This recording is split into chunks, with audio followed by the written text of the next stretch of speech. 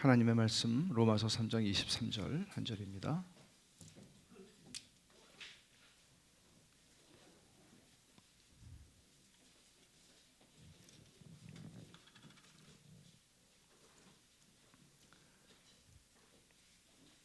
같이 우리 한 목소리로 읽겠습니다. 모든 사람이 죄를 범하였음에 하나님의 영광에 이르지 못하더니. 아주 익숙한 말씀이죠. 전도할 때도 이 본문을 사용합니다. 본래 하나님의 영광에 이르도록 사람은 하나님의 형상으로 창조됐고, 그러니까 하나님의 영광에 이르는 존재로 의도되었고 창조된 것입니다. 그러나 오늘 본문은 죄가 하나님의 영광에 이르지 못하도록, 말하자면 하나님의 창조 의도를 따라서 하나님의 형상으로 창조된 존재답게 살지 못하게 됐다는 것이죠. 그러니까 영광스러운 존재가 아닌 것입니다. 본래 영광스러운 존재, 그 영광이라는 것은 그저 이 세상에서 빛나는 존재가 아니라 하나님의 영광을 담지하고 하나님의 영광을 반영할 수 있는 그런 존재인데, 우리는 그런 사람을 만나볼 수 없습니다. 우리 자신도 그렇습니다. 왜 그렇게 됐다고 얘기하는 거죠? 죄 때문이라는 것이죠. 아담이 범죄했을 때, 로마서에서 이 흐름은 이렇게 얘기합니다. 아담이 범죄했어요. 선악과를 따먹었어요. 근데 아담이 범죄했을 때 우리 모두가 다 아담 안에서 범죄했다. 그래서 어떤 사람도 예외가 없이, 왜냐하면 아담의 후손이 아닌 사람은 한 사람도 없으니까 어떤 사람도 예외 없이 다 하나님의 영광에 이를 수 없게 되었다라고 얘기를 합니다. 여러분, 이 말 하나님의 영광에 이르지 못하더니 라는 말을 우리가 어떻게 이해할 수 있을까요? 사실 이 말은 성경 전체 통틀어서, 창세기부터 요한계시록까지 성경 전체를 통틀어서 가장 비참한 얘기입니다. 하나님의 영광에 이르지 못하는 존재가 됐다는 것입니다. 우리는 다 영광스러운 삶을 살기를 원하죠. 누추하고 피폐하고 비참하고 허접한 인생을 살기를 원하는 사람은 단 한 사람도 없습니다. 우리는 허접하게 인생을 살아간다는 것을 인정하지 않을 수 없을 만큼 허접하게 살지만, 그럼에도 불구하고 우리 안에는 삶을 좀 빛나게 살고 싶다, 영광스럽게 살고 싶다 하는 갈망이 우리 안에는 있습니다. 그렇지만 할 수 없습니다. 모든 사람이 다 죄를 범했기 때문에 인생이 다 비참합니다. 그것이 얼마나 기가 막힌 역사 속에서 금으로 만들어진, 상하궁으로 만들어진 그런 집에 살았다 할지라도, 어떤 황제라 할지라도, 어떤 왕이라 할지라도 인생이 다 비참하고 허접한 겁니다. 하는 짓을 보십시오. 그 사람이 많이 배웠다고 해서 영광스럽습니까? 높은 권위의 자리에 올랐다, 권력의 자리에 올랐다고 해서 그 사람이 괜찮습니까? 역사를 조금만 정직하게 역사를 본다면 우리는 세상에 인간처럼 비참한 존재가 있나? 이성이 있다고 하는 것이 우리를 더 고상하게 만들어주지 않습니다. 생각하는 동물이라고 얘기를 하는데 그 생각하는 것이 우리를 더 멋있게 만들어주지 않습니다. 그 생각을 이상하게 사용하는 거죠. 하나님의 영광에 이르는데 실패했기 때문에 하나님의 영광을 결핍한 존재로 살아가는 겁니다. 하나님의 형상이라고 말하는데, 인간을 하나님의 형상으로 창조했다고 그러는데, 하나님의 형상에 분명히 타락했지만 하나님의 형상이에요. 여전히 성경이 말하는 거는 여전히 하나님의 형상이에요. 근데 하나님의 형상이라고는 믿어지지 않는, 하나님의 형상이면 하나님의 영광이 나타나야 되잖아요. 안 나오는 거죠. 그래서 하나님의 영광에서 분리된 존재가 된 것입니다. 이유는 죄예요. 죄. 그러니까 죄라고 하는 것이 이렇게 인생을 비참하게 만들 수 있다는 것이죠. 죄가 하나님의 영광에 이르지 못하게 했다 하는 게 오늘 본문이죠. 그러니까 죄가 하나님의 영광에 이르지 못하게 했는데 죄가 이르게 한 것이 있습니다.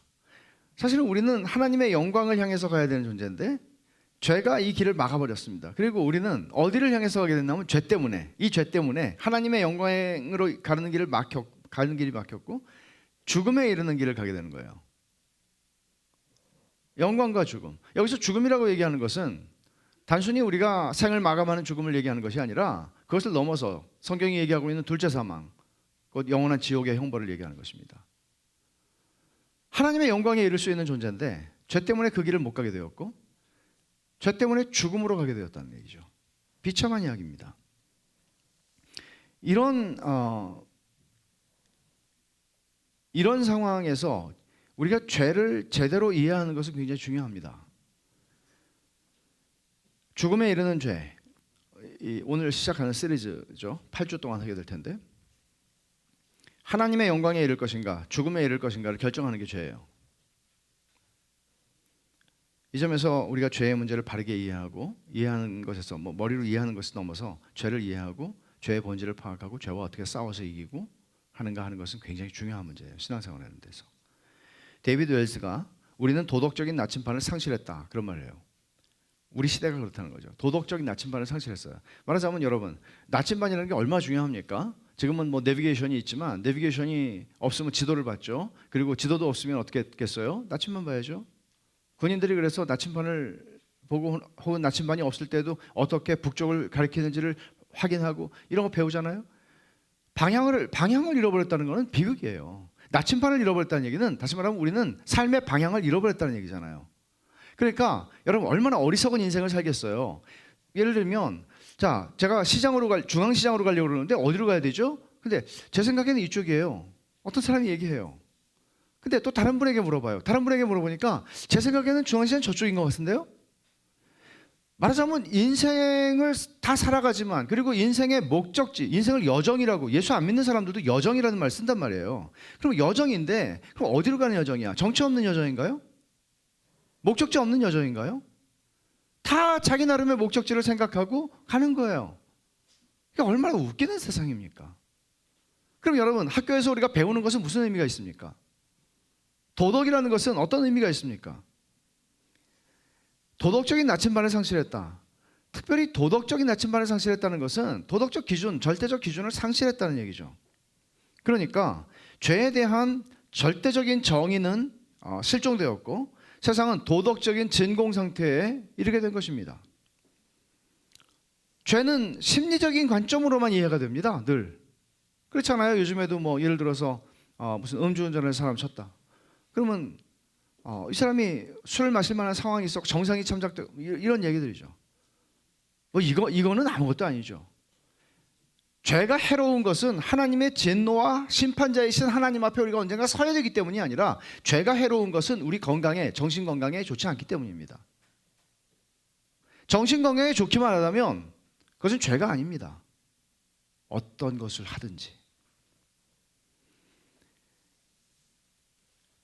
정말 우리를 슬프게 하는 것은 이런 죄에 대한 인식과 개념에 있어서 신자와 불신자 간의 차이가 거의 없다는 사실입니다. 성경이 가르치는 죄에 대해서 이해가 없습니다. 세상에서 텔레비전에서 혹은 미디어에서 유튜브에서 심리학자들이 말하는, 철학자들이 말하는, 인문학자들이 말하는 죄에 대한 개념들이 우리를 사로잡습니다. 신자와 비신자의 구분이 거의 없습니다. 죄에 대한 인식의 차이에 있어서. 왜 이렇게 되었을까? 미국 사회를 분석한 제임스 데이비슨 헌터가 이런 말을 합니다. 하지만 미국에 대한 분석이지만 한국과 크게 다르지 않습니다. 미국의 도덕적 특징이 붕괴한 것은 그 특징을 받쳐주던 교의적인 신조들이 폐기되었기 때문이다. 물론 우리나라와 미국은 다르죠. 미국은 기독교 국가는 아니었지만 기독교적인 가치가 영향을 많이 준 사회였습니다. 그러나 그들의 미국 사람들의 도덕적 관념에 영향을 주고 그것을 부양하고 받쳐주던 기독교의 가치가, 기독교의 교리적 기초가 붕괴되자, 이것은 어디서 일어난 일입니까? 세상에서 일어난 일이 아니라 교회에서 일어난 일입니다. 교회가 가르침을 버렸습니다. 교회는 소위 feel good 메시지를 전하기 시작했습니다. 기분이 좋아지는 메시지죠. 일요일 아침에 기분이 좋아지는 메시지죠. feel good 메시지의 조건은 죄를 다루지 않는 것입니다. 성경이 다루는 방식으로 말이죠. 결국 미국 사회의 도덕적 기반이 무너져 버린 데에는 그 기반을 받쳐주고 있던 신학이 무너졌기 때문이고 교회가 무너졌기 때문입니다. 그래서 가치라고 하는 얘기를 할 때 가치는 상대적인 가치가 되는 것이 절대적인 가치는 존재하지 않습니다. 주관적인 것이죠. 정신분석학자인 칼 매닝거의 지적도 귀담아 들을 필요가 있는데 이런 말 합니다. 죄라는 단어가 미국 사회에서 급속히 사라져버렸고 그 결과로 죄나 악과 같은 도덕적, 신학적 용어는 아예 법률적, 심리학적 용어로 대체되어 버렸다. 더 이상 죄라든지 악이라든지 하는 것은 신학적 용어가 아닌 것이죠. 신학이라고 하는 것은 실종된 것입니다. 모든 것들은 다 인문학으로 설명이 됩니다. 인문학이 나쁘다는 얘기를 하는 건 아닙니다. 신학이 실종된 인문학입니다. 법률적인, 심리학적인, 심리학자들이나 정신의학자들이나 또는 철학자들이 쓰는 말이 되었다는 얘기죠. 법률가들이 쓰는 말이 되었습니다. 우리의 실생활에서 경험하는 얘기를 좀 더 해보겠습니다. 우리는 이런 세상을 삽니다. 두려움, 증오, 짜증, 분노를 유발하는 삶을 살아갑니다. 그렇지 않습니까? 두려움과 분노와 짜증과 증오와 이런 것들로부터 내 내면이 자유함을 얻고 살아간다는 것은 쉬운 일이 아닙니다. 주차를 하다가도 주차를 삐딱하게 된 사람을 보면 누군지 알지도 못하는 사람을 향해서 우리 안에는 분노가 일어납니다. 증오심이 생깁니다. 그리고 우리의 가장 사랑하고 가장 가까웠고 가장 따뜻하게 해줘야 할 배우자나 자녀들에게 짜증을 부립니다. 분노를 폭발합니다. 왜 그럴까요? 아무도 그걸 원하는 사람은 없지 않습니까? 그렇게 살고 싶은 사람은 우리 가운데 아무도 없습니다. 우린 더 멋있고 아주 나이스한 사람이 되고 싶습니다. 근데 그게 잘 안 됩니다. 사람들 앞에서는 할지 모릅니다. 직장에서는 할 수 있습니다. 그러나 내가 함부로 해도 괜찮은 사람에게는 그렇게 하지 않습니다. 우리는 이런 것들을 유발하는 게 도대체 뭘까? 왜 우리 인생은 이런 것들을 그렇게 하루에도 수십 번, 수백 번씩 이런 것들을 유발시키며 살아가는 것일까? 물론 우리는 우리 탓을 하지 않죠. 내 짜증을 유발시키는 어떤 사람, 내 짜증을 유발시키는 어떤 행동, 다른 것에서 우린 찾죠. 코넬리우스 플랜팅가 2세는 현대인들이 이 지식을 잃어버렸다 한탄합니다. 이 지식, 그게 뭔가 하면 바로 죄에 대한 지식이에요. 그러니까 왜 이렇게 우리는 사는 게 짜증나고 막 짜증과 분노와 미움과 이렇게 막 하루에도 수십 번씩 일어나는 거예요. 못마땅한 거예요. 못마땅한 거예요. 도대체 왜 이렇게 됐나? 무엇이 도대체 우리를 짜증나게 하는 것인가? 그 근본적인 원인을 아는 지식을 우리는 잃어버렸다고 말을 해요. 물론 그렇죠. 아까 얘기한 거하고 연결되는 얘기인데 죄라고 하는 것을 더 이상 다루지 않아요. 죄의 개념을. 그리고 죄라는 것을 심리학적인, 그죠? 법률적인 그런 용어로 바꿔버렸어요. 그렇기 때문에 이 죄라고 하는 이 개념을 제껴버린 거죠. 그러면 죄라는 인식을 제껴버리면 기분이 좋아질 수는 있지만 결과는 참담해요. 기분은 좋아질 수 있는데 실제 내 삶 속에서 나타나는 현상은 정말 짜증나고 힘든 것들 뿐이란 말이에요. 플랜팅가의 말을 제가 인용을 좀 하겠습니다. 죄와 관련한 자기 기만은 우리의 영적인 중추신경계를 마취시키고 진정시키며 방향 감각을 잃게 하면서 억제하는 효과가 있다.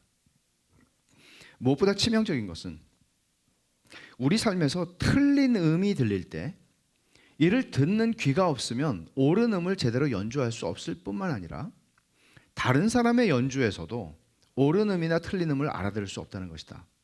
결국 우리는 신앙적으로 음치가 되어서 하나님께서 인간의 삶을 통해 연주하시는 주요 주제의 제시부와 재현부를 둘 다 놓치고 만다.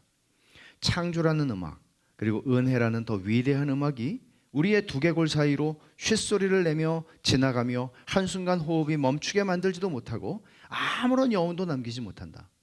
도덕적인 아름다움이 지루해지기 시작한다.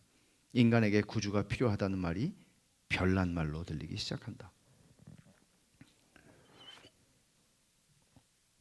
하나님께서 연주하시는 창조의 음악과 그보다 더 아름다운 은혜의 음악이 음치가 되다 보니까 그걸 들을 귀가 없는 거예요.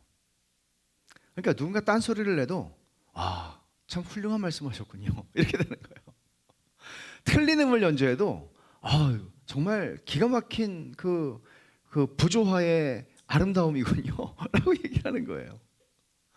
여러분, 이게 우리가 경험할 이렇게 된 거예요. 우리는 들을 귀를 잃어버렸어요. 그래서 아름다움이 뭔지를 몰라요.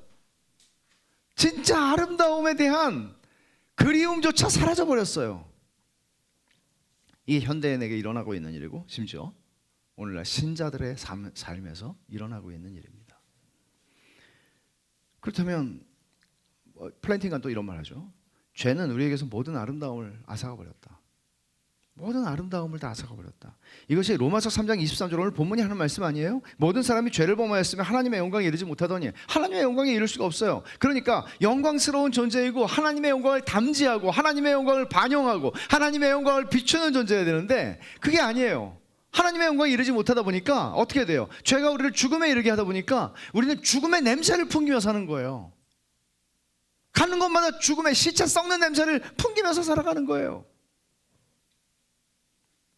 여러분, 아름다움을 뺏어갔다. 죄가 우리에게서 아름다움을 뺏어갔다. 이 말을 할 때 이 아름다움이라고 하는 것에는 그 절정에는 하나님의 영광이 있어요. 그리고 그 아름다움 안에 포함하고 있는 것들은 우리가 보통 쓰는 말로 한다면 행복함, 즐거움, 낭만, 여유, 이게 다 이 아름다움에 있는 거예요.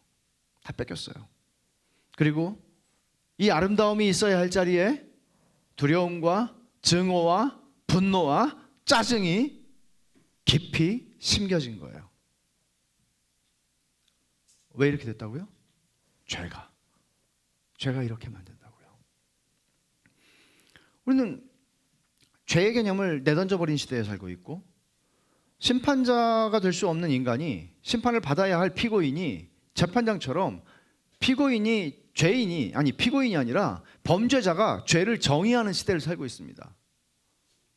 여러분, 말이 됩니까? 재판장 앞에서 피고인으로 선 사람이 재판장이 법률에 의거해서 죄를 정할 것 아닙니까? 그러나 죄는 제가 정합니다. 말이 됩니까? 우리 이런 시대를 살고 있는 것이죠. 그래서 우리가 신자로서 성경이 가르치는 죄의 개념을 알고 인식하고 죄와 싸워서 이기는 삶을 배워가는 것은 굉장히 중요한 것입니다. 죄의 교리와 죄를 이해하는 것이 중요한 이유가 하나 더 있는데, 레베카 드용이라고 하는 사람은 이분은 소위 7대 죄를 연구해서 학위를 했고 칼빈 대학의 교수인데 죄의 교리 전문가입니다. 이분이 죄의 교리를 아는 것이 중요한 이유를 이렇게 얘기합니다. 죄의 교리를 아는 것은 성화와 깊이 관련되어 있기 때문에 중요하다는 것입니다. 왜냐하면 우리는 믿음으로 말미암아 의롭다함을 얻습니다. 그리고 이 세상을 살아갑니다. 거룩해져가는 성화의 과정을 갑니다. 그런데 그 성화의 과정은 부정적으로 말하면 죄와 싸우는 과정입니다. 여러분, 기독교인의 삶을 은혜라고 해서 여러분들은 그저 아무것도 안 하고 여러분들은 내키는 대로 살아가면서 내가 하고 싶은 거 다 하고 살아가면서 내가 거룩해질 것이다, 내가 구원에 이를 것이다 라고 생각한다면 여러분 착각입니다. 천만의 말씀입니다. 그렇게 여러분이 생각하고 있다면 여러분은 구원받은 적이 없을 가능성이 굉장히 큽니다.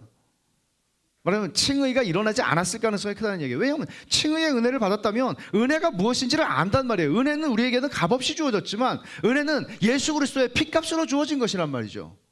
은혜처럼 값비싼 것은 없습니다. 우리는 그렇게 은혜를 헌신짝처럼 취급하지 않을 것입니다.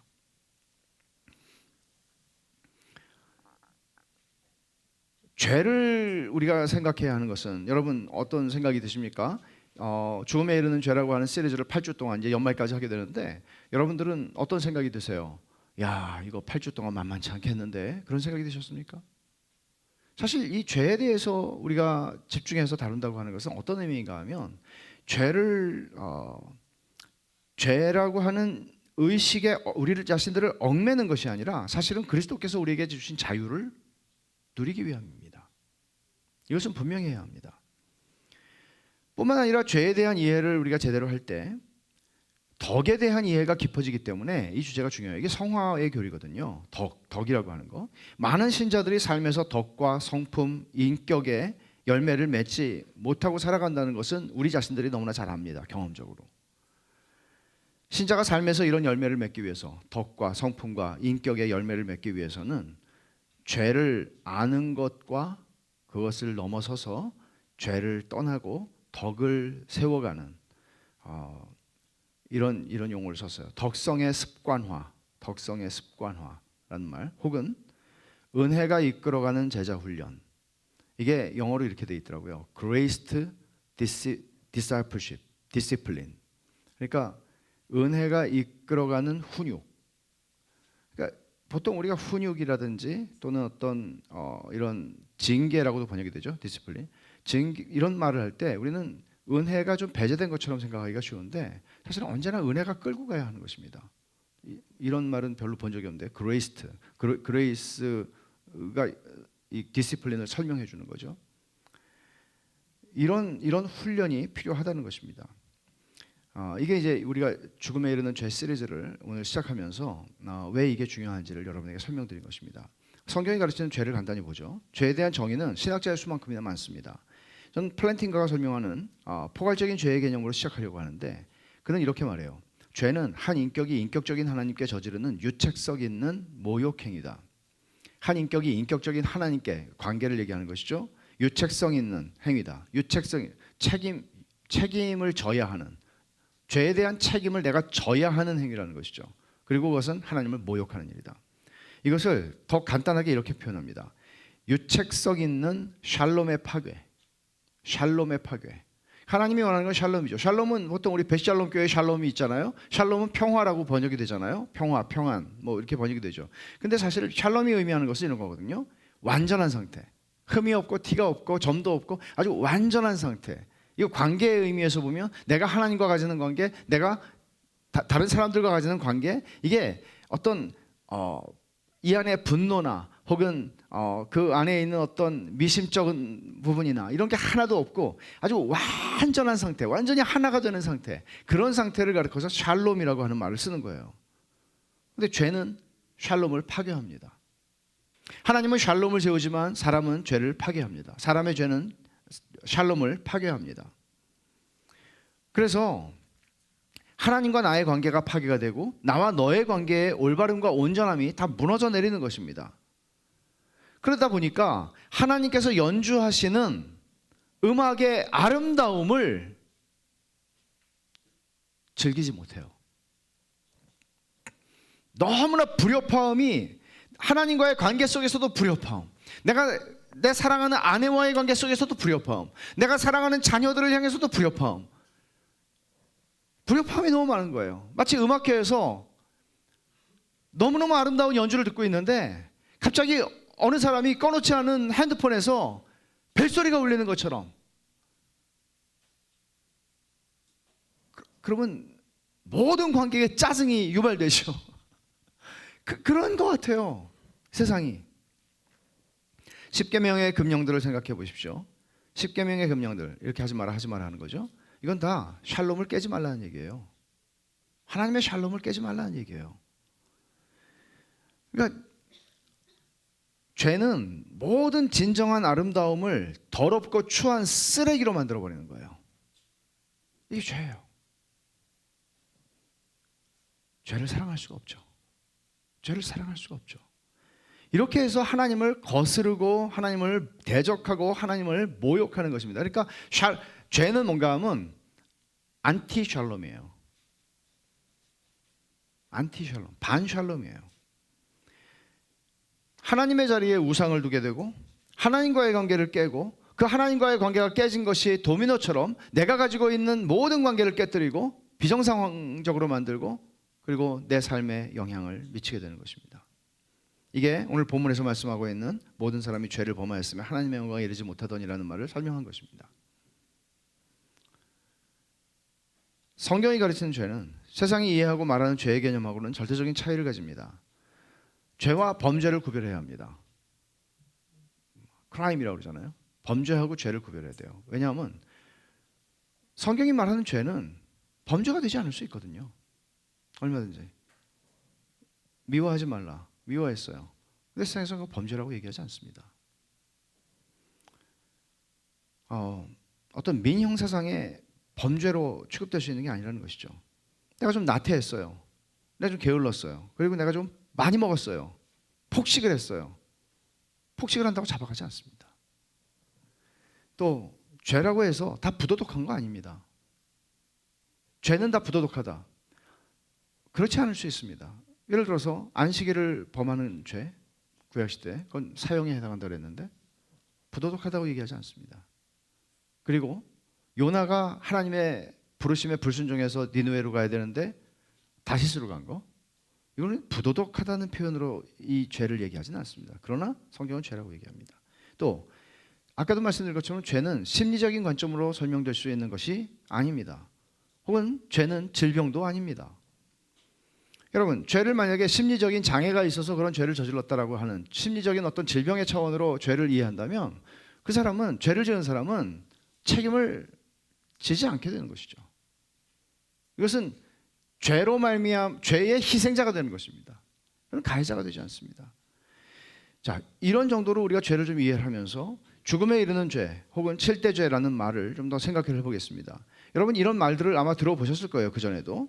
이 용어들은 로마 가톨릭 교회가 대죄와 소죄를 구분하는 것하고 깊이 관련되어 있는 문제예요. 여러분, 대죄, 소죄라는 말을 들어보신 분들이 계실 겁니다.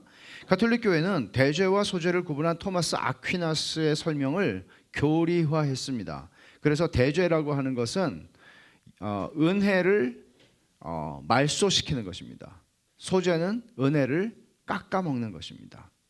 그래서 대죄는 은혜를 말소시켰으면 어떻게 돼요? 혼자서 내가 하나님 앞에 참회의 기도를 한다고 해서 해결할 수 없어요. 이거는 신부한테 찾아가서 고해성사를 해야 돼요. 그리고 이게 다 끝나지 않습니다. 또 연옥에서 고생 좀 해야 됩니다. 그러니까 이런 대죄와 소죄를 구분하는 방식들, 이런 것들이 종교개혁자들에 의해서 거부되었죠. 왜냐하면 성경을 찾아보면 이것은 대죄야, 이것은 소죄야 이렇게 말하고 있지는 않거든요. 이런 용어들을 쓰지도 않고 있을 뿐만 아니라 죄에 대해서 이거는 중죄, 이거는 경범죄, 이렇게 죄의 순위를 매기는 일도 우리가 하기가 어렵다는 것이죠. 그래서 종교개혁자들은 이 대죄와 소죄의 구분을 받아들이지를 않았습니다. 그러나 또 사실 종교개혁자들이 강조했던 것은 이거죠. 죄는 죄의 삭은 사망이라고 그랬는데 중죄의 삭은 사망이라고 하는 게 아니고 죄의 삭은 사망이다. 죄의 본질은 하나님을 반역하는 것이기 때문에 다 사망이다. 이런 죄의 본질을 강조했던 것입니다. 그러나 성경을 보면 그 성격이나 형벌이 심각한 죄들이 분명히 나와요. 예를 들어서 히브리서 6장에 보면은 다시는 사하심을 얻지 못한다 이런 표현이 나오고, 또 고린도전서 6장에도 이런 사람들은 하나님의 나라를 유업으로 받지 못한다 하는 표현이 나옵니다. 또 구약시대의 율법을 범하는 사람들 가운데 안식일을 범하는 자를 어떻게 해야 되느냐, 그러니까 거기에 대해서는 돌로 쳐서 죽여라 그렇게 말합니다. 중요한 죄라, 중죄라는 것이죠. 또 이 안식일에 대한 규정이 워낙 중죄였기 때문에, 중죄로 여겨졌기 때문에 예수님에 대해서 시비를 걸던 바리새인과 서기관들이 주로 걸고 넘어졌던 게 안식일 규정이었습니다. 이 사실도 우리는 알고 있죠. 뿐만 아니라 주님께서는 사하심을 얻지 못하는 죄가 있다, 성령을 회방하는 것에 대해서 말씀하신 적이 있습니다. 또 요한 1서 5장 16절에 보면은 형제가 죽음에 이르지 아니하는 죄 짓는 것을 보거든 이런 말이 나옵니다. 이런 많은 표현들을 보면 죄에는 어떤 이런 특정한 어떤 하나님께서 중요하게 여기는 죄들이 있다는 생각을 하지 않을 수가 없습니다. 심지어 하나님께서 미워하시는 죄의 목록이 잠언에 나옵니다. 잠언 6장 16절부터 19절을 보면 여호와께서 미워하시는 것 곧 그 마음에 싫어하시는 것이 67가지이니 곧 교만한 눈, 거짓된 혀, 무죄한 자의 피를 흘리는 손, 악한 계교를 꾀하는 마음, 빨리 악으로 달려가는 발, 거짓을 말하는 망령된 증인, 형제 사이를 이간하는 자이니라. 그러면 이것도 일종의 하나의 목록이 될 수 있겠죠. 이런 점들을 고려하면 종교 개혁자들이 경계했던 그 원칙을 우리가 받아들이면서도 이 구분 자체가 성경에 전혀 근거하지 않는다고 말하기는 단정하기는 어렵고, 또 이런 구분이 7대 죄다 뭐 이런 8대 죄일 수도 있고요. 이런 구분들이 우리 자신들을 진단하는 데는 도움이 된다는 것을 무시할 수도 없습니다. 그래서 우리가 7대 죄라는 말을 사용하지는 않겠지만은 우리는 죽음에 이르는 죄라고 하는 말을 지금 쓰고 있습니다. 여기에 한 7개 혹은 8개 정도의 죄들을 다루게 될 텐데, 이 특정한 죄들만이 치명적이다 하는 의미에서 사망에 이르는 죄, 죽음에 이르는 죄라고 말하지 않습니다. 이것들이 모든 죄들을 대표하는, 그 모든 죄들의 근원에 자리하고 있는 죄라고 하는 면에서 이 죄들을 다룰 것입니다. 보통 7대 죄라고 그러면 영어로는 seven deadly sins라고 얘기해요. deadly, 죽음에 이르는 죄니까. 근데 이게 본래는 deadly라는 말을 쓰질 않았고요. capital sins라고 그랬어요. capital이면은 뭐 수도 또는 뭐 또 무슨 뜻이 있어요? capital, 수도죠. 근데 이 라틴 말에서 온 말이에요. 이게 머리, 원천, 대표 그런 말을 뜻하는 건데, 그러니까 이게 원천이 되는 죄다, 머리가 되는 죄다, 이제 그런 얘기를 하는 것이죠. 그래서 대죄라고 하는 말을 사실은 되게 일찍부터 쓰기 시작했어요. 2세기, 3세기부터 쓰기 시작했는데 초대 교부들이 오리게네스나 테르툴리아누스나 키프리아누스 이런 초기 교부들 다 사용했던 말이에요. 근데 지금 우리가 보려고 하는 이 목록이 있는데, 여러분들이 이 책 제가 읽으라고 그랬잖아요. 이 책에서 여러분들이 보시는 그 목록들 같아요. 근데 이 목록들과 비슷한 목록을 처음으로 작성한 사람은 4세기에 이집트의 사막 수도사였던 에바그리우스라고 하는 사람이었습니다. 이분은 이런 고민을 한 거예요. 행위로 나타나는 죄들이 있기는 하지만 그 표면 아래 깊숙하게 숨겨져 있는 죄의 뿌리가 도대체 뭘까 하는 것을 이분은 고민을 한 것이었습니다. 그래서 자기들은 경건을 추구하기 위해서 자기들의 삶을 사막에 수도원을 세우고 수도원에서 자기들의 일생을 보내는데, 그렇다고 해서 자기들의 경건이 저절로 되는 게 아니라 그 속에서도 여전히 자기들을 괴롭히는 죄들, 자기들의 경건을 무너뜨리는 죄들이 있는 걸 본 거예요. 그러면서 어떤 죄들을 우리가 경계해야 될 것인가. 수도사들이, 이 사막 수도원이 사실은 나중에 중세 수도원의 그 시작이 되거든요. 그러니까 그런 고민들을 하면서 뽑아낸 게 8개예요. 탐식, 정욕, 탐욕, 슬픔, 우울함 것입니다. 분노, 게으름, 자만심. 자만심은 허영하고 같은 개념인데 여기서 이런 것들이에요. 비슷하죠, 우리가 지금 하는 거하고. 그럼 여러분 이런 생각하실 거예요. 탐식, 뭐 이것까지. 예를 들어서 여러분 오늘 뭘 먹을까? 배달의 민족을 들어가서 이것도 먹고 싶고 저것도 먹고 싶고 먹기 전에 회개하자.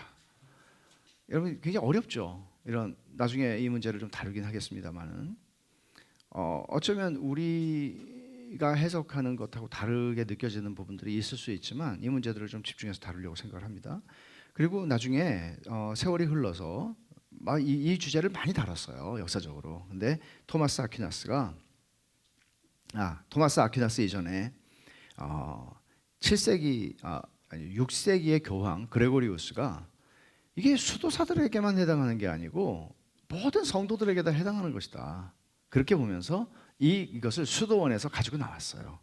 가지고 나와가지고 이분이 8가지 아니고 7가지로 정리를 했습니다. 이분은, 그레고리우스는 교만이라고 하는 것은 별도로 뗐어요. 왜냐하면 다른 이 7가지 죄가 나오는 뿌리가 교만이라고 본 거예요. 그래서 그 그림이 있어요. 교만이라고 하는 뿌리에서 이 죄들이 다 나오는 거예요. 교만이 우리가 다음 주에 시작하게 되는 첫 번째 죄입니다.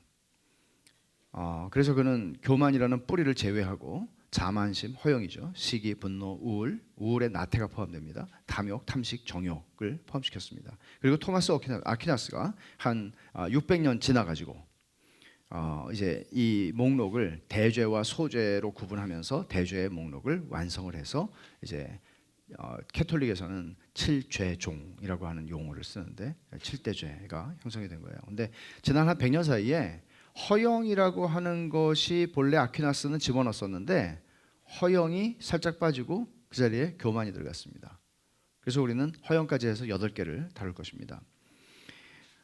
사실 이 7대 죄라고 불리우는 것들을 보면은 전부 다 본의 아니게 짓게 되는 죄들이에요. 이게 뭘 먹을까 생각하다가 짓는 죄라고요.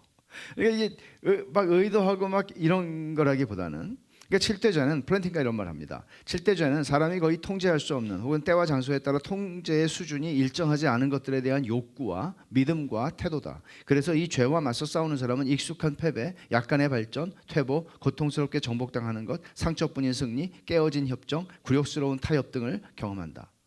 그러니까 우리는 이런 죄와 싸운다면, 여러분 만약에 살인하지 말라, 여러분 살인하지 말라와 싸우는 분 있어요? 있을 수도 있죠. 정말 죽이고 싶도록 기회가 남은 내 저 사람을 죽여야 되겠다 이렇게 생각하는 사람이 있을 수 있겠죠. 그러나 우리는 일반적으로 살인하지 말라는 그 살인이라는 죄와 싸우지는 않습니다. 그러나 그 근원에 있는 것들과는 싸우죠. 우리는 이 근원에 있는 것들과 싸우다 보면, 바로 이 7대 죄라고 불리우는 것들과 싸우다 보면 우리는 이런 것들을 경험한다는 말이죠. 익숙한 패배, 약간의 발전, 퇴보, 고통스럽게 정복당하는 것, 상처뿐인 승리, 깨어진 협정, 굴욕스러운 타협, 간간히 경험하는 승리. 죄의 정체를 알기만 하면 죄를 이길 수 있다? 천만의 말씀입니다. 그렇게 단순하지 않습니다. 우리는 여전히 이 죄를 배워가면서도 죄를 배워가면서 여전히 패배를 많이 경험할 것입니다. 그래서 승리를 경험하겠죠. 문제는 이 싸움을 싸우는 신자는 싸움을 싸우는 동안에 뭐를 경험하게 되나 하면, 못 싸우겠다, 외부의 간섭이 필요하다, 이게 은혜가 들어오는 지점이에요. 혼자서 싸울 수 없다는 거예요. 기독교 신앙에서 죄와 은혜는 뗄래야 뗄 수 없는 관계를 가진 중요한 두 주제입니다. 바울 사도는 로마서 5장 20절에 이렇게 말합니다. 죄가 더한 곳에 은혜가 더욱 넘쳤다. 죄가 더한 곳에 은혜가 더욱 넘쳤다. 그러니까 이런 또 어리석은 질문을 하죠. 은혜를 더하게 하기 위해서는 죄를 많이 져야 되겠군요. 그런 얘기는 아니다. 그러나 죄가 더한 곳에 은혜가 넘쳤다. 교리에서만 이런다는 게 아닙니다. 우리 삶에서 경험하는 얘기입니다. 이것은 때로는 죄에게 패배함으로써 우리의 패배를 덮으실 뿐만 아니라 우리를 용서하시는 하나님의 넘치는 은혜를 경험합니다. 죄에게 져서 비참한 순간에 하나님의 넘치는 은혜를 경험합니다. 그리고 죄에게 이겼을 때에 그 죄에게 이기게 하신 하나님의 은혜를 또한 경험합니다. 그러나 우리의 현실의 삶에서는 패배함으로써 배우는 은혜가, 패배함으로써 경험하는 은혜가 더 많고 더 큽니다. 이렇게 죄와 은혜의 상호작용을 통해서 우리는 그리스도의 성품을 닮아가게 되고 하나님의 영광을 반영하는, 하나님의 영광에 이르는 변화를 경험하게 되는 것입니다. 죄 때문에 하나님의 영광에 이르지 못했는데 결국 그리스도께서 오셔서 하신 일이 뭐예요? 우리의 죄를 속량하신 일입니다. 그래서 우리는 하나님의 영광에 이르는 존재가 됐다고 말하는 거예요. 그러나 문제는 뭐죠? 여전히 죄가 나를 괴롭히고 있다는 거죠. 이 죄는 어떤 일을 합니까? 우리 안에서 하나님의 영광에 이를 수 있는 존재가 되었음에도 불구하고 그 길을 갈짓자로 걷게 하거나, 일어나 떠넘어지기를 반복하면서 그 길을 가게 하거나, 때로는 이 길을 내가 과연 갈 수 있는가 하고 포기하고 싶게 만들거나, 이 역할을 하는 게 죄의 역할입니다. 여러분, 제가 여러분 7가지 치명적인 죄, 이 책에서 본 이야기 읽으신 분들 계시겠지만 이야기를 좀 들려드릴게요. 단란했던 조의 결혼 생활은 아내 해나의 거듭되는 불륜 때문에 악몽으로 변합니다. 아내는 남편과 2 자녀를 팽개치고 떠났습니다. 조는 그녀가 다시 돌아오도록 하나님의 은혜를 구하면서, 그녀가 돌아오기만 하면 나는 아무 일도 없었다는 듯이 내가 그녀를 용서하고, 아니 용서가 아니라 아무 일도 없었다는 듯이 그녀를 받아주고 그녀를 사랑하겠다고 하나님 앞에서 다짐을 합니다. 그렇게 몇 년이 흘렀습니다. 폭염이 기승을 부리던 어느 날 오후에 단정치 못한 차림에 자포자기한 듯한 한 여자가 공공 음수대에서 물을 절박하게 빨아들이는 모습이 조의 눈에 들어옵니다. 그는 한눈에 알아봅니다. 자기 아내 해나였습니다. 묻습니다. 해나, 당신이에요? 자기의 마음을 그토록 아프게 했고 온 가정을 몇 년 동안 고통스럽게 했던 아내였습니다. 그녀는 누가 알아보기로도 할까봐 두려운 듯 불편한 시선을 보냅니다. 그녀는 작은 것을 얻기 위해서 너무나 많은 것을 잃어버렸습니다. 좋은 남편의 공급, 안전함, 친밀함을 내팽개치고 잠깐의 쾌락에 자기 몸을 맡기는 선택을 했습니다. 멋져 보이는 남자들은 많았지만 아무도 그녀를 사랑한 남자는 없었습니다. 조가 또 묻죠. 여기서 뭐래요? 해나가 대답합니다. 달리 갈 데가 없어서요. 그 사람한테서 도망쳐야 했어요. 피곤하고 무섭고 목이 말라요. 조가 말합니다. 집으로 가요. 필요한 건 뭐든 내가 챙겨줄게요. 내가 당신을 보호해 줄게요. 다시는 목마를 일이 없을 거예요. 어색한 침묵이 흐른 후에 조를 올려다보는 그녀는 당황스럽고 부끄러웠습니다. 조의 얼굴의 미소는 처음 데이트 때 보았던 것과 비할 수 없는 더 깊고 정제되고 든든한 미소였습니다. 조는 말합니다. 사랑해요, 여보. 하지만 그녀는 눈앞에 보이는 광경과 귀에 들리는 소리를 믿을 수 없었습니다. 당신은 내가 무슨 일을 저지르고 다녔는지 몰라요. 어디서 어떻게 지냈는지. 아니요, 알아요. 그 남자들 다 알아요. 지금 당신 아파트에 사는 남자, 그리고 그 전에 있었던 6명도 다 알아요. 이름도 알아요. 여보, 이제 집으로 갑시다. 싫어요. 당신은 몰라요. 저는 자격이 없어요. 조가 말합니다. 여보, 당신이 자격이 있어서 사랑한 게 아니에요. 당신이 내 아내라서 사랑했어. 당신이 집을 나가 다른 남자를 만났다 해도 나는 당신을 영원히 아내로 맞아들이고 당신을 정의와 공평으로 대할 거예요. 당신이 우리의 사랑과 가족을 떠났다고 해도 나는 당신에게 변함없는 사랑과 긍휼을 보여줄 거예요. 당신이 우리의 서약을 더럽히고 약속을 지키지 못했다 해도 나는 당신과 맺은 결혼에 신실할 거예요. 선지자 호세아의 메시지를 현대적으로 패러디한 것입니다. 이 글을 쓴 마셜 시걸은 이렇게 덧붙입니다. 우리 각 사람은 해나다. 그리고 우리의 7 정부, 정을 통한 남자들이죠. 그들은 교만, 시기, 분노, 나태, 탐욕, 탐식, 정욕이다. 배신을 당하고도 신실함을 잃지 않는 남편 조는 바로 예수님, 우리의 첫사랑이자 잃어버린 사랑, 우리의 새로운 사랑이시다. 죄는 하나님의 은혜를 이기지 못합니다. 그리스도께서 당신의 피로 맺은 언약에 그리스도께서는 영원토록 신실하실 것입니다. 저는 여러분이 이 죄 시리즈, 죽음에 이르는 죄 시리즈를 들으시는 동안에 죄의 이야기가 바로 은혜의 이야기였구나 하는 사실을 깨닫고 경험하고 전율하실 수 있으면 좋겠습니다. 만일 이 죄의 이야기가 은혜의 이야기라는 사실을 깨닫지 못한다면 세상에 이것처럼 비참한 이야기는 없을 것이고 이것처럼 힘든 팔주는 없을 것 같습니다. 또 하나, 죄의 이야기를 통해서 우리 안에 거룩한 갈망이 더 깊어지기를 저는 기대합니다. 시작하면서 제가 이 죄를 플랜팅가의 정의를 이렇게 말했죠. 죄는 유책성 있는 샬롬의 파괴다. 책임을 져야 하는, 죄를 진 사람이 책임을 져야 하는 샬롬을 파괴한 일이 죄다. 죄는 오늘 본문이 말씀한 것처럼 하나님의 영광에 이르지 못하게 만들었습니다. 죄가 우리에게서 모든 영광과 아름다움을 다 앗아가 버렸습니다. 인간의 모든 행복과 즐거움과 낭만과 여유는 죄로 인해서 두려움과 증오, 분노와 짜증으로 바뀌고 말았습니다. 우리는 우리가 잃어버린 이것들을 다시 갈망하기 시작해야 합니다. 다시 찾고 싶어야 합니다. 왜냐하면 이게 불가능한 게 아니고 예수님께서 우리의 죄를 속량하셨기 때문에 가능해진 일입니다.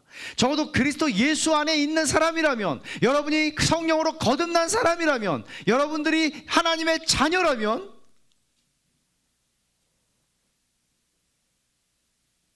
주님께서 우리를 향해서 이 길을 열어놓으셨기에 우리는 이 길을 갈 수 있습니다.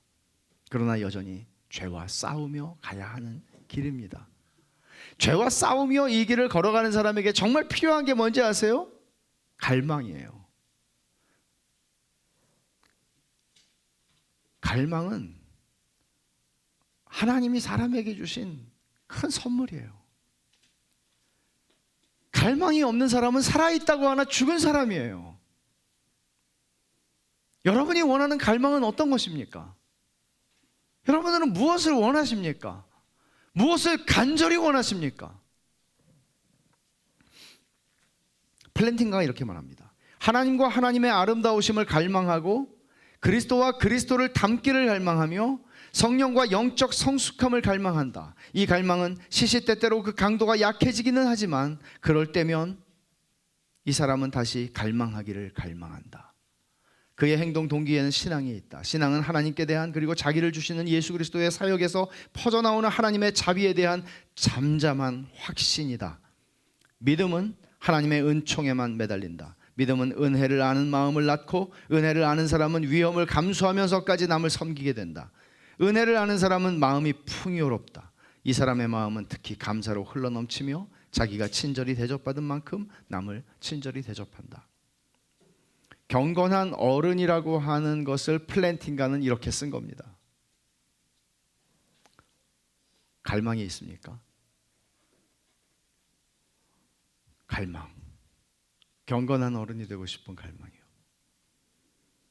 하나님과 하나님의 영광, 하나님의 아름다움에 대한 갈망, 그리스도와 그분의 성품을 닮고 싶은 갈망, 성령과 성령님을 통하여 우리가 그 인격과 그러한 성화의 성숙에 이르기를 원하는 그 갈망, 이런 갈망이 있습니까? 갈망이라는 게 항상 강하진 않죠. 약해질 때가 있죠. 그럴 때 이렇게 얘기합니다. 이 사람은 다시 갈망하기를 갈망한다. 갈망하기를 갈망한다. 여러분은 세상에서 더 나은 삶, 더 안정적이고 더 편하고 더 안락한 삶, 고생 안 하는 삶, 그런 삶을 갈망하십니까? 우리가 신자로서 정말 절박하게 갈망해야 하는 게 여기 있습니다. 하나님과 하나님의 아름다우심을 갈망하는 겁니다. 예수 그리스도와 그리스도를 닮기를 갈망하는 겁니다. 성령님과 영적인 성숙함을 갈망하는 것입니다.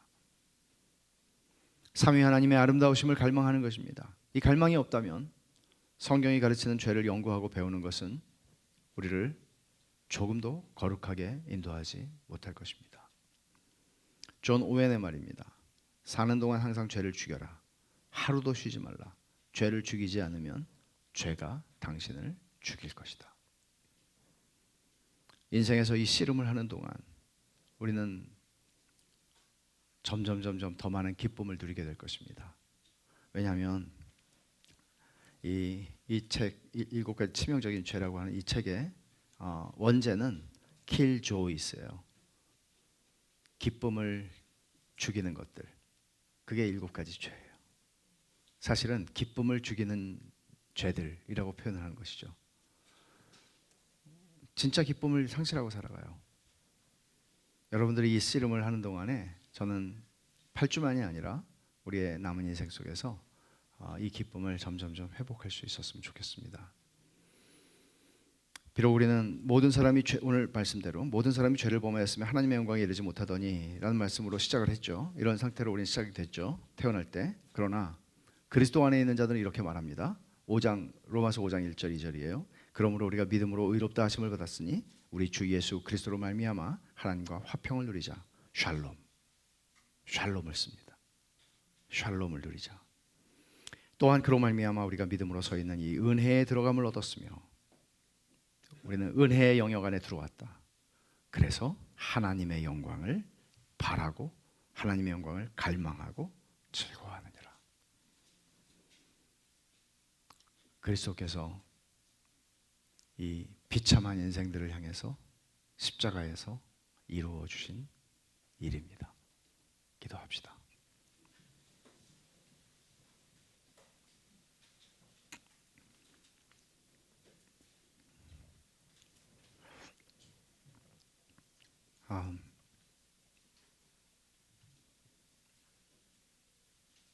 여러분은 저는 설교를 했는데 하나님께서 여러분에게는 무엇을 말씀하셨나요?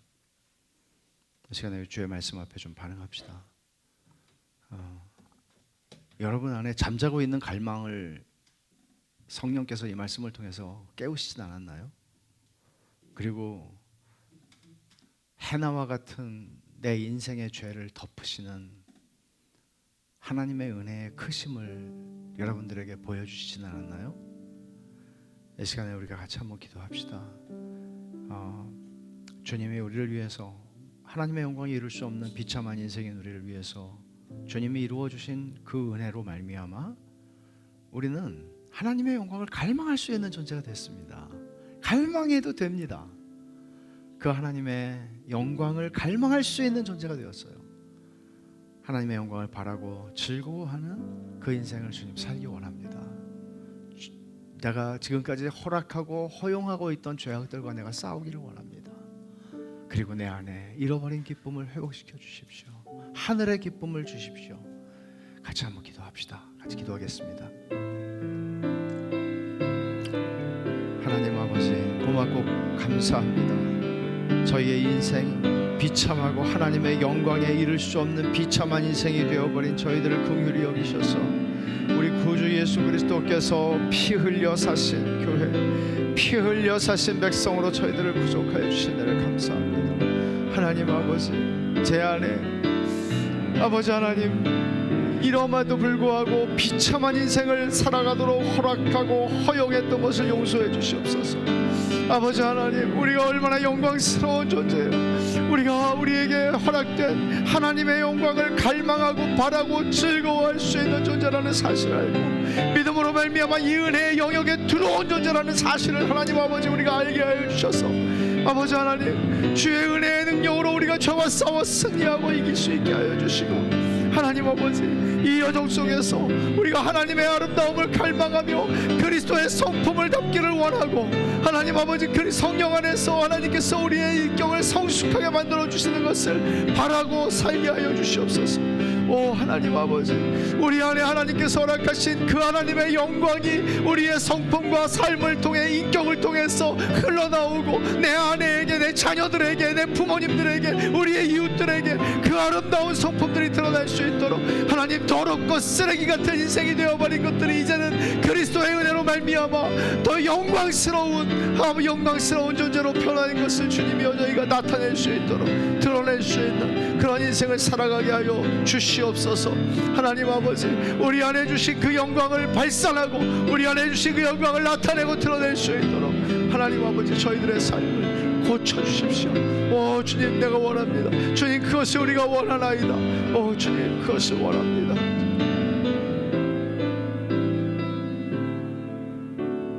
하나님 아버지, 감사합니다. 죄로 말미암아 하나님의 영광에 이를 수 없는 비참하고 쓰레기 같은 인생을 살 수밖에 없는 삶을 불쌍히 여겨주셔서 우리 구주 예수 그리스도의 보배로운 피로 저희를 속량하여 주심으로 이제는 다시 하나님의 영광을 바라고 즐거워할 수 있는 존재가 되게 하신 것을 감사합니다. 하나님 아버지, 정작 하나님께서 주신 그 아름다움을 향유하고 살아가야 할 저희들이 그 자리에서 그저 분노와 짜증과 두려움과 증오를 뿜어내며 살아가는 비참한 인생 가운데 놓여질 때가 얼마나 많은지 알 수 없습니다. 하나님 아버지, 하나님의 은혜가 저희를 이 비참한 삶에서 건져내셨고 건져내고 계시며 마침내 건져내실 것을 믿습니다. 저희가 죄와 싸우며 늘 그저 이런 거지 라고 하며 허용하던 죄들과 싸워 이기게 하시고 이기든지 지든지 하나님의 은혜를 깊이 경험하며 그럼으로써 은혜의 영역에 더 깊이 발을 들여놓는 저희 삶이 되게 하여 주옵소서. 예수님의 이름으로 기도하옵나이다. 아멘.